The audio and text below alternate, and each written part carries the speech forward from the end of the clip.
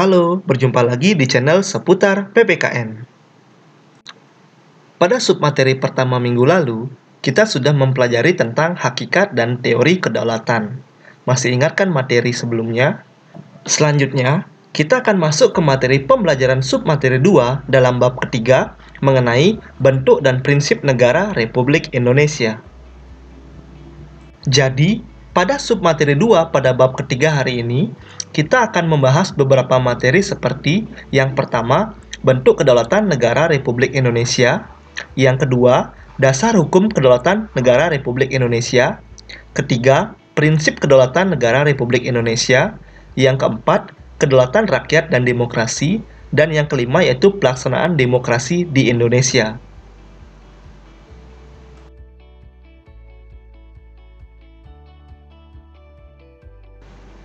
Secara umum, negara Indonesia merupakan negara demokrasi yang menganut bentuk atau teori kedaulatan rakyat. Hal tersebut telah tertuang di dalam pasal 1 ayat 2 yang berbunyi, kedaulatan berada di tangan rakyat dan dilaksanakan menurut Undang-Undang Dasar. Sebagai pemegang kekuasaan, rakyat memberikan sebagian kekuasaannya kepada wakil-wakilnya untuk kepentingan bersama. Kemudian, wakil-wakil tersebut berkewajiban untuk melindungi hak-hak rakyat serta menyerap aspirasi yang disampaikan oleh rakyat. Selain menerapkan kedaulatan rakyat, Indonesia juga menganut bentuk atau teori kedaulatan hukum. Hal tersebut telah tertuang di dalam pasal 1 ayat 3 yang berbunyi, negara Indonesia ialah negara hukum.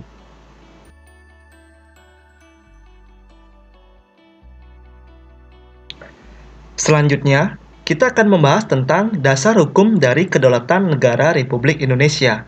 Yang pertama, kita akan membahas terlebih dahulu mengenai dasar hukum dari kedaulatan rakyat. Yang pertama, ada sila keempat Pancasila. Yang kedua, alinea keempat dalam pembukaan Undang-Undang Dasar Negara Republik Indonesia tahun 1945. Yang ketiga, ada pokok pikiran ketiga pembukaan Undang-Undang Dasar Negara Republik Indonesia tahun 1945.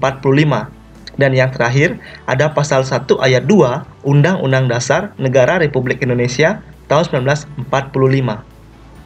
Sedangkan, dasar hukum dari kedaulatan hukum di Indonesia yaitu ada dua.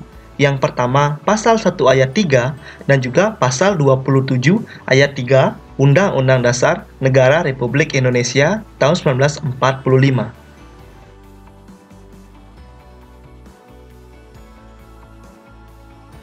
Berdasarkan bentuk dan dasar hukum kedaulatan yang dianut oleh bangsa Indonesia, adapun prinsip-prinsip kedaulatan negara Republik Indonesia yaitu sebagai berikut. Yang pertama, negara Indonesia ialah negara kesatuan yang berbentuk republik. Pasal 1 ayat 1. Yang kedua, kedaulatan berada di tangan rakyat dan dilaksanakan menurut Undang-Undang Dasar. Pasal 1 ayat 2. Yang ketiga, negara Indonesia ialah negara hukum, pasal 1 ayat 3. Yang keempat, Presiden tidak dapat membekukan atau membubarkan DPR, pasal 7C. Yang kelima, Menteri-menteri diangkat oleh Presiden, pasal 17 ayat 2. Yang keenam, MPR hanya dapat memberhentikan Presiden dan Wakil Presiden dalam masa jabatannya, pasal 3 ayat 3.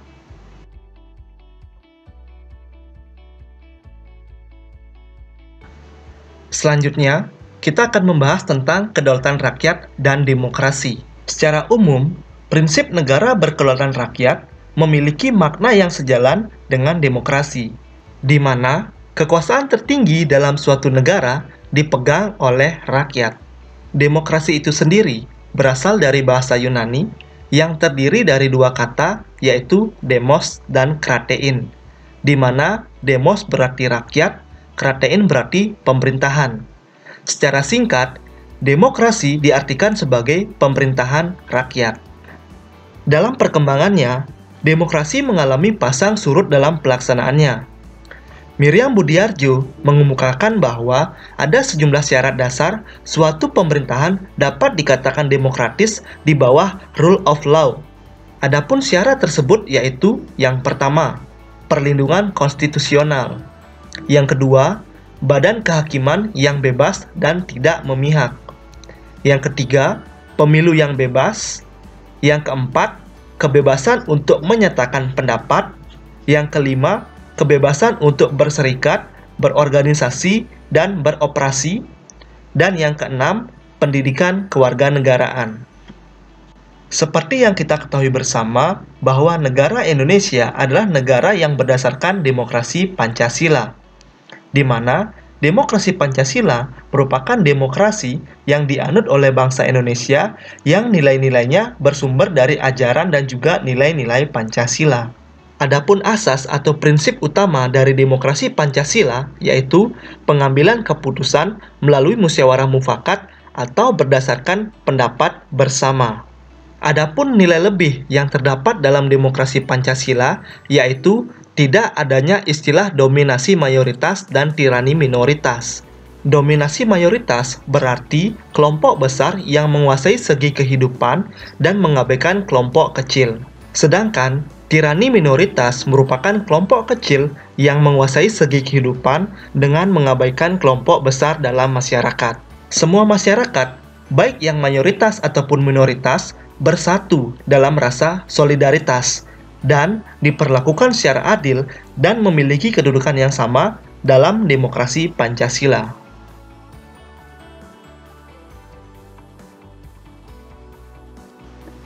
Selanjutnya, kita akan membahas tentang pelaksanaan demokrasi di Indonesia. Pelaksanaan demokrasi di Indonesia dilakukan dengan dua cara, yaitu dengan cara demokrasi langsung dan demokrasi tidak langsung. Demokrasi langsung berarti pelaksanaan demokrasi di mana rakyat ikut serta secara langsung dalam pengambilan keputusan. Sedangkan demokrasi tidak langsung berarti pelaksanaan demokrasi di mana rakyat tidak ikut serta secara langsung dalam mengambil keputusan, namun rakyat diwakili oleh wakil-wakilnya di pemerintahan.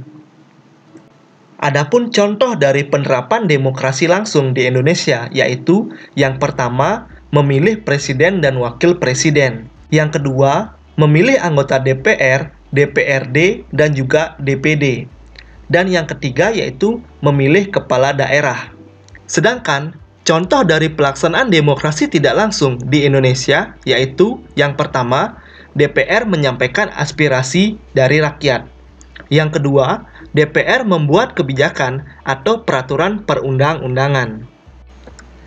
Selanjutnya, kita akan membahas tentang peranan rakyat dalam pelaksanaan demokrasi di Indonesia.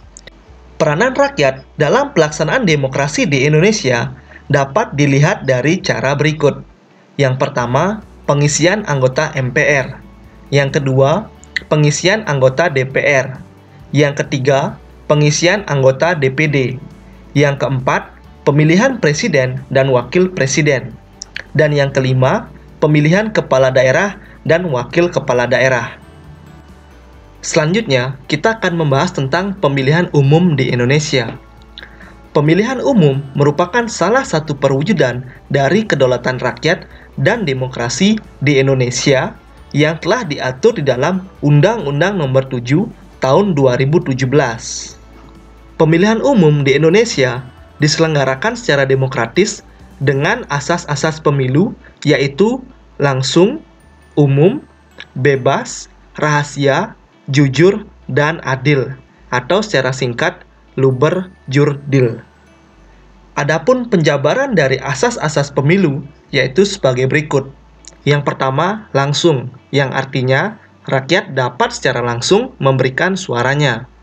Yang kedua, umum, artinya semua warga negara Indonesia berhak untuk mengikuti pemilu. Yang ketiga, bebas. Bebas artinya bebas dalam menentukan pilihannya. Yang keempat, rahasia. Artinya memberikan jaminan kepada rakyat atau masyarakat bahwa pilihannya tidak diketahui oleh orang lain. Yang kelima, jujur. Artinya semua pihak baik pemerintah dan juga masyarakat harus bersikap dan bertindak yang jujur. Yang keenam, adil. Artinya setiap pemilih mendapatkan perlakuan yang sama.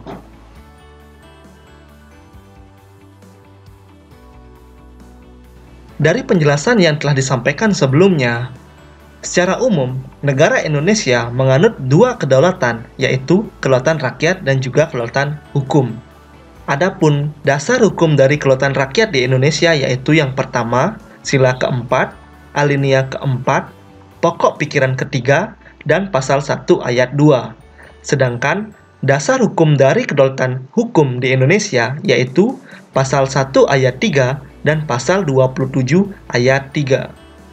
Prinsip kedaulatan rakyat memiliki makna yang sejalan dengan demokrasi, di mana rakyat menjadi pemegang kekuasaan tertinggi di dalam suatu negara.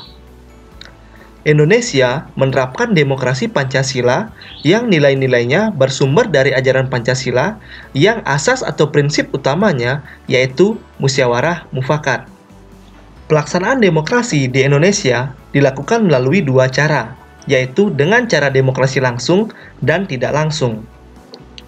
Pemilihan umum merupakan perwujudan dari kedaulatan rakyat dan demokrasi di Indonesia yang memiliki asas luber jurdil dalam pelaksanaannya. Sekian dulu ya untuk video hari ini. Selamat belajar dan terima kasih.